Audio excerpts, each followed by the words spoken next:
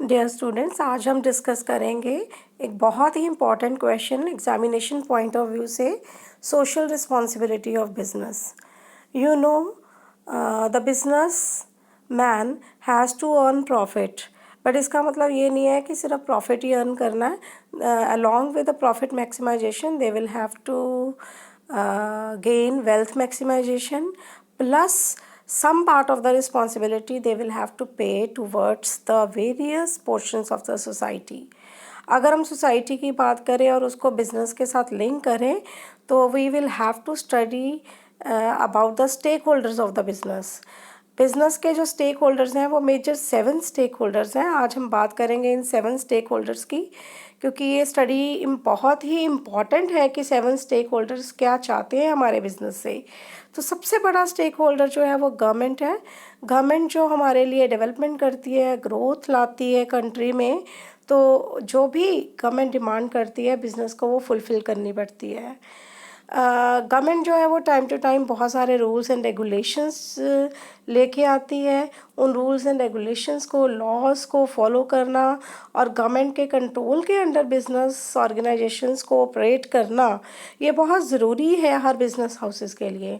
जैसे गवर्नमेंट का taxation law ये कहता है कि टैक्स की प्रॉपर पेमेंट की जाए, टाइमली पेमेंट की जाए, टैक्स की इवेशन ना की जाए।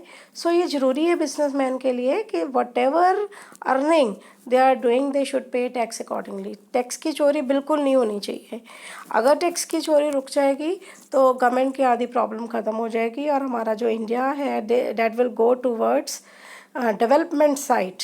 और गवर्नमेंट का एक, हमारे इंडिया का एक नाम होगा वर्ल्ड में अगर हम सारे बिजनेसमैन और हर पर्सन जो है वो टाइमली और एक्यूरेट पेमेंट ऑफ टैक्सेस शुरू कर दे। इसके अलावा गवर्नमेंट बहुत सारे रूल्स एंड रेगुलेशंस बनाती है। पेमेंट ऑफ वेजेस एक्ट है, बहुत सारे और एक्ट हैं जो गवर्नमेंट ने रूल्स के बनाए हुए हैं। अगर हर बिजनेसमैन उन रूल्स को फॉलो करे तो गवर्नमेंट के टूवर्ड्स हमारी रिस्पॉन्सिबिलिटी फुलफ़िल हो जाती है।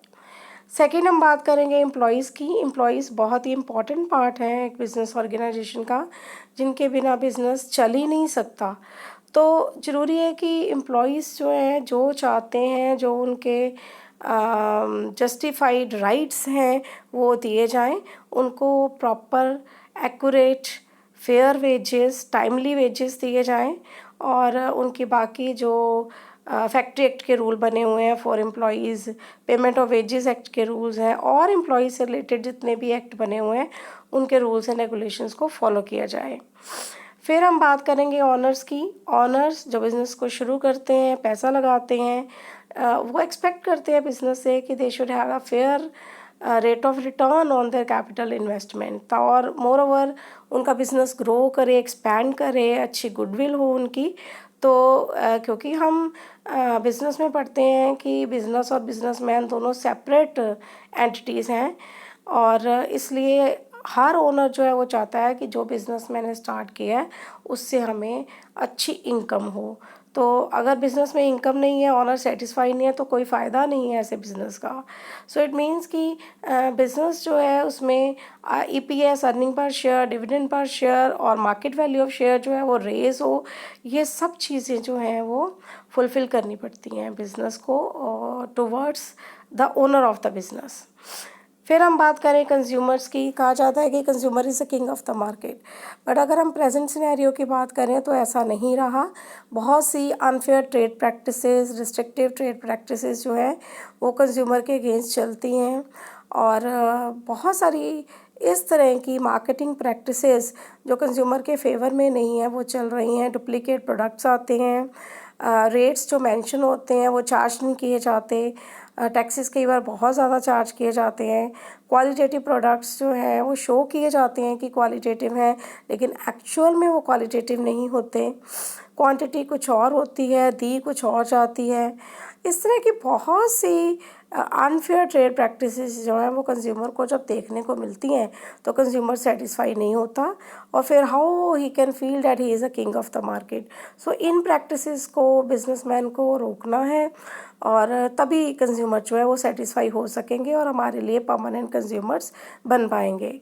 फिर अगर हम सोसाइटी की बात करें, कम्युनिटी की बात करें, कम्युनिटी जिसमें हमारा बिज़नेस जो है वो इस्टेब्लिश हुआ है, कम्युनिटी बहुत कुछ चाहती है बिज़नेस से। अगर बड़ी बड़ी फैक्ट्रीज़, बड़े बड़े बिग बिजनेस हाउसेस इतना कुछ अर्न कर रहे हैं सोसाइटी से, ये सारे स्टेक होल्डर्स भी since they are the part of the society, तो सोसाइटी कुछ एक्सपेक्ट करती है बिजनेसमैन से कि फैक्ट्रीज़ में पॉल्यूशन ना हो, एम्प्लॉयमेंट जनरेशन हो, लोगों को एम्प्लॉयमेंट मिले, रोज़गार मिले।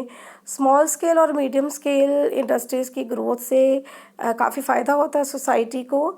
और जो बिग बिजनेसमैन है अगर वो सोसाइटी के लिए कुछ एक्स्ट्रा बेनिफिट दे दें इन द फॉर्म ऑफ कि वो कुछ पोर्शन जो है वो डोनेट कर दें सोसाइटी के कुछ नीडी पर्सनस को, एम्प्लॉयमेंट जनरेशन कर दें, एनवायरनमेंट के टूवर्ड्स कुछ अच्छे एफर्ट्स ले लें, तो आई थिंक कि ये जो रोल है टूवर्ड्स स्टेक होल्डर ये फुलफ़िल हो जाता है। लास्ट स्टेक होल्डर जो है वो हमारा इन्वायरमेंट है, हमारा जो नेचुरल इन्वायरमेंट है इसको प्रोटेक्ट करना, इसके डैमेज को रोकना, हमारे रिसोर्सेज हैं उनको प्रिजर्व करके रखना और सोसाइटी की हेल्थ को ध्यान में रखना, ये और एनवायरनमेंट प्रोटेक्शन एक्ट के रूल्स एंड रेगुलेशंस को फॉलो करना, ये सब जिम्मेवारी बन जाती है हमारी बिज़नेस की।